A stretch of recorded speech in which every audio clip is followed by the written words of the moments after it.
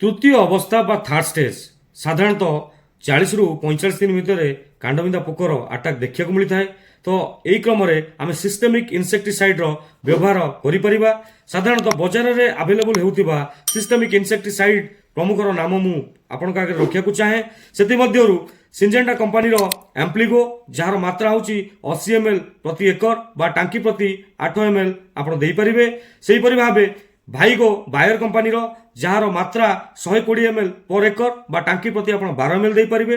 ସେହିପରି ଭାବେ ସିଞ୍ଜେଣ୍ଟା କମ୍ପାନୀର ଇନସିପିଓ, ଯୋଉଟାକି ଆଇସୋସାଇକ୍ଲୋସେରମ୍ ନାଁରେ ଆସୁଛି, ଆପଣ ତାକୁ ମଧ୍ୟ ଦେଇପାରିବେ, ଯୋଉଟାକି ଟାଙ୍କି ପ୍ରତି 12 ml ବା ଏକର ପ୍ରତି 120 ml ଆପଣ ଦେଇପାରିବେ।